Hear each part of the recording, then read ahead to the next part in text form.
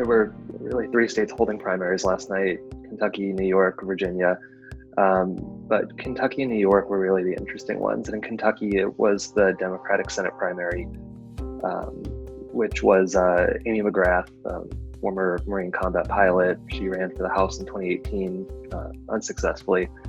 And her opponent, Charles Booker, who's a freshman state representative. For a lot of the past year, I think McGrath, she launched her campaign back in July 2019. She's been the presumed frontrunner. She's raised more money than any Senate candidate, in either party. So I think it's something like 41 million over the past 11 months or so. Was endorsed by the Democratic Senatorial Campaign Committee, endorsed by Chuck Schumer. And it really just kind of seemed like it was going to be a blowout up until a few weeks ago. Charles Booker, who's raised a tiny fraction of what McGrath has raised, really seemed to kind of find its footing with the protests over racial injustice, police brutality.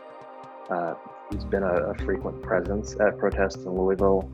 He's a Black man, and he's spoken personally about his experiences, and that really seemed to give him a lot of traction over the past 3 or 4 weeks at this point. We don't know the result of the primary last night. We probably won't know it for another week or so. Amy McGrath has about an 8-point lead, but there are still hundreds of thousands of absentee ballots that are still coming in, and they have until June 30th to get them to election officials. So, McGrath's margin could shrink drastically, and I imagine a lot of those late-breaking votes might benefit Booker.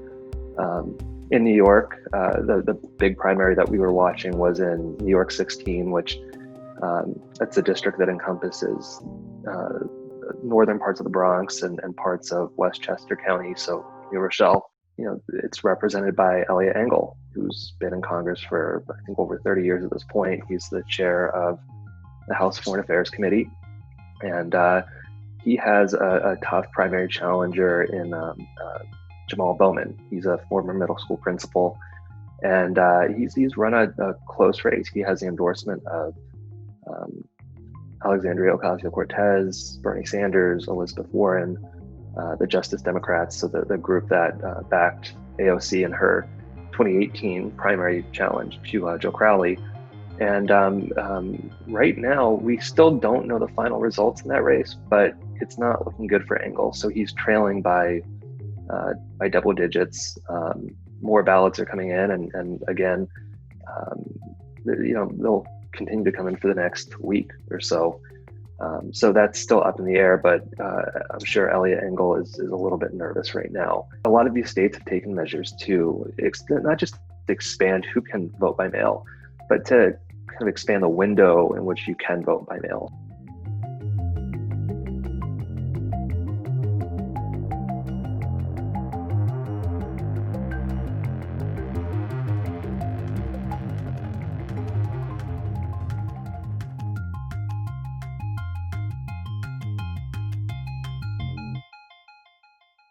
When I look at the numbers on this question, besides the fact that Republicans are more split on it, the thing that stands out to me is the reluctance of some seniors as well. You only had at a 60-40 seniors saying that they would prefer to switch to this only vote by mail. And the concern with switching is the potential disenfranchisement of some of those seniors who are uncomfortable with the process, whether it's because of things they have heard about the process, the messaging that has gone on, and some legitimate concerns about the potential for fraud within vote by mail. So while there are some of those rightful concerns, however, I think what Republican campaigns have to come to grips with is not whether or not this is a good idea, but that vote by mail is increasingly happening. And how do we as campaigns adjust to that new reality? And we've seen successes in it. You look at the special election in California and up in Wisconsin. Part of the question for us is understanding, again, those voters who maybe have heard bad things about vote by mail, and maybe have some rightful concerns. How do we help them get past that? What messages do we need to do as Republican campaigns to talk to voters in our base about the need to cast a vote by mail if they are uncomfortable about going on election day, even overcoming those concerns they have about it.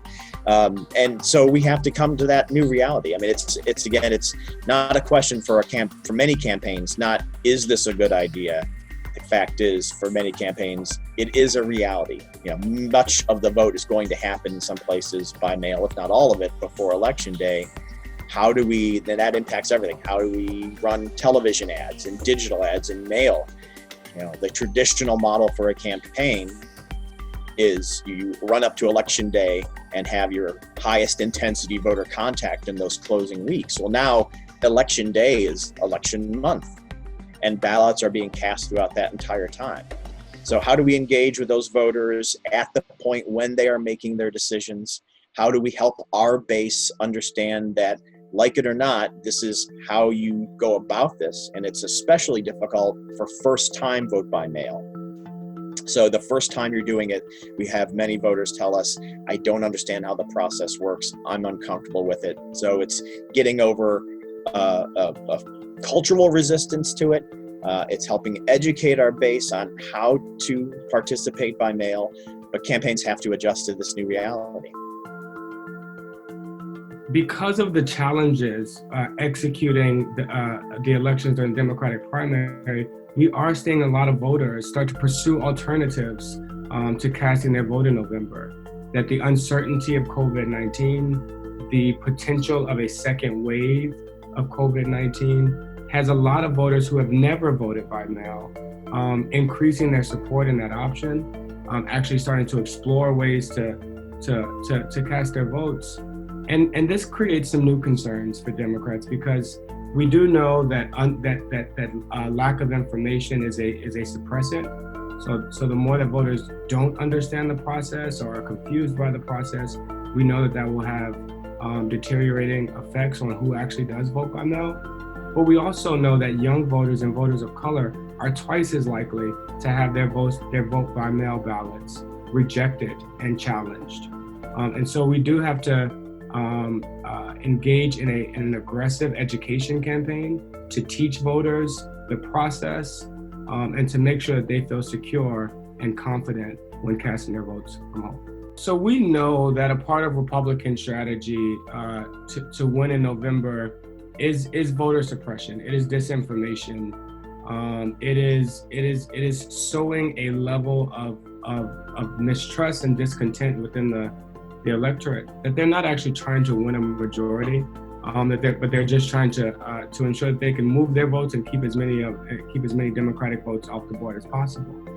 And unfortunately, the president's rhetoric, while it is being challenged by a lot of observers of politics, it's even been challenged by Twitter, who took the extreme step of stamping one of his tweets as misinformation and providing the actual facts and stats about vote by mail, that the president has a bully pulpit, and that when he speaks, people hear it, and even people that don't trust him hear him and repeat him.